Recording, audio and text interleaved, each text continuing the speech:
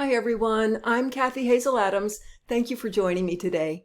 I wasn't going to make a video about the Lionsgate portal this year just because there's so much good information out there, so many excellent astrologers doing YouTube videos about the Lionsgate portal, and I didn't think you needed my 2 cents worth in there.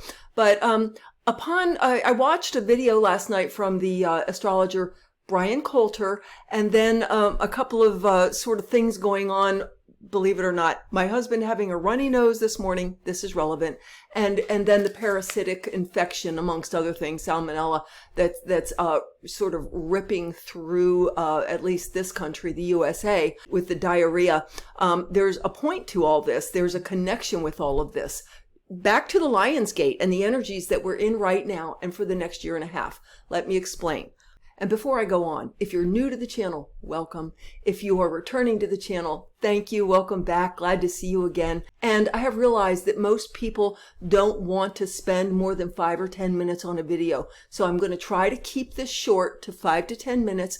I do ask you to please watch the video till the end, because if you leave the video early, the YouTube algorithm actually dings me, docks me, and makes it less visible to other people. So let's get into it. Lionsgate, first of all. What is the Lionsgate? You probably know this already, but the Lionsgate is the window of time that starting around July 28th through August 12th, in which the Earth and the Sun are aligned in the sign Leo, and the star Sirius becomes much more prominent in the night sky. The energy is at its peak on August 8th, 8/8, and so today is August 9th. I realize I'm quote unquote a day late, dollar short. However, the energy is really strong between 8/8 and 8/12, and we have an eclipse that's going to be visible throughout Europe on the 12th. So the 8th through the 12th is kind of a big deal this year.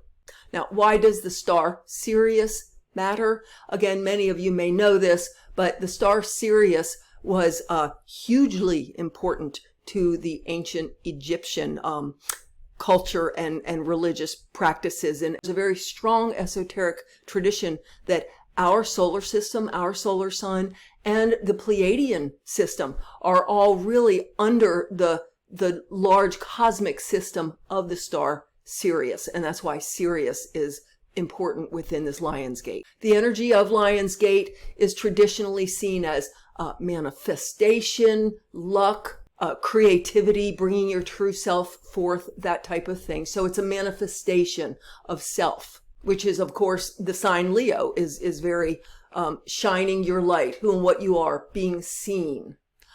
So that's the Lionsgate energy. The channeled higher dimensionals and ascended masters like the Arcturians, the Pleiadians, Saint Germain have all been saying that this is a big one, that we're being offered the support and the energy to release anything that is not part of our pure love light, what I call the authentic flow of potentials in our God love light as individuals. Anything that is false, anything that would keep us in the belief that we're separate from others, that we are separate from the world that we inhabit, the cosmos that we inhabit. So this is a time of releasing what is not true and anchoring into our pure, authentic light. So we are receiving a lot of energy and help from our guides, our higher selves, the higher dimensionals, the ascended masters, to use this time. I will point out that by the very fact that within our collective consciousness, the morphic field of human consciousness in a very ancient morphic field, that this is such an important time of window of opportunity to expand and grow and leave behind what isn't true and authentic and move into our true being. The very fact that the collective consciousness of the planet holds this time to be a special window of opportunity for self-expansion and becoming clearer in who and what we really are makes it so, makes it a window of opportunity. It's sort of like being a consciousness surfer. You are part of the collective consciousness, the morphic field of this planet. So you have a wave that you can ride with the collective that takes you into higher, clearer, purer version of yourself. So back to releasing and moving out of what isn't true and into your true being, the true being of your light and love and your individual creative potential and what you bring to the world, to the cosmos as a consciousness. It doesn't seem like coincidence to me that so many thousands of people, at least in this country, I can't speak for other countries, are experiencing a literal purging and releasing of any energies and information that are no longer helpful and useful. Any information and energies that people have been vibrating with that isn't coherent with their true light of being is being shed in a very literal way. Food and digestion is the physical manifestation of taking in energy and information, keeping what is helpful and useful, and assimilating that, and then releasing what isn't true and authentic to your soul's light. So the physical bodies of many people right now are expressing this. Anything that isn't authentic to my love and light, my true self, is going out, is leaving. It's a literal physical purge. You can see that it is a collective consciousness of purge, not only in the physical pandemic of the parasitic infection and the salmonella, but also you're seeing it in the blow off of energies in the earthquakes and the volcanoes and the storms everywhere and these great big flash floods. Just all sorts of releasing are going on in our consciousness and on the planet. You may be experiencing some kind of physical release of what is not authentic to your true being. You might even have some diarrhea or be throwing up and not even have gotten that particular parasite. I've actually been having some of those symptoms. I was never exposed to that parasite, but I'm in the collective consciousness, and I think to some degree or another, we're all letting go of what is not authentic to our love and light. I mentioned my husband's runny nose. I brought that up because just out of the blue, there's nothing wrong with him. There's no itchy eyes. There's no allergens really going on right now for either of us. But this morning, his nose is just running. Well, Louise Hay had written long ago that a runny nose has to do with inner crying. And you may be experiencing something like that. It's not necessarily like a sad outpouring of all this emotion. It can be very sort of deeply held old ideas of yourself and who you are in the world and what the world is, just ideas that are old, not helpful, not particularly happy, that could come out in a runny nose. So I'm just saying, if you notice some things in your own physical experience, there is a collective purging, releasing of energies and information that are simply not part of where we're headed into the love and light of our true authentic being.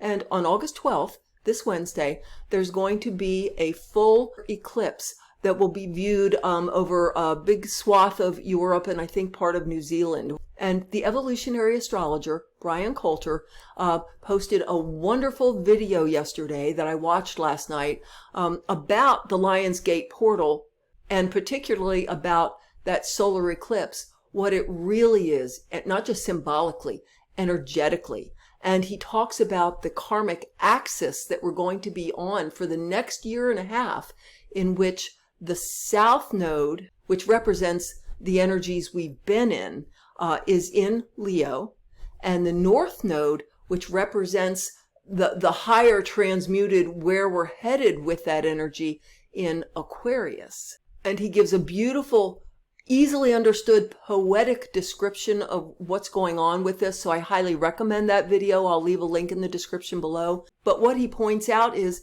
yes, the warm, shining energy of Leo. Here I am, I'm shining my sun, that need so many of us have in the world, especially right now, for visibility. Like, I'm not important unless I'm shining out there where everybody can see me and recognize me, where they can see what I'm doing and adding to the world. Leo is the sign of self-expression, creativity, owning who and what you are and shining your light in the world. That's great. It is about me being seen. And if you think of any of the people that you know are Leos, Madonna, you can see right there what the energy of Leo is. The transmuted, more whole consciousness version of that energy is Aquarius, which is being your true self, living, contributing your joy, who and what you really are, what you really truly have to offer, whether it's visible or not, understanding how valuable you are as part of the whole, whether or not what you're contributing is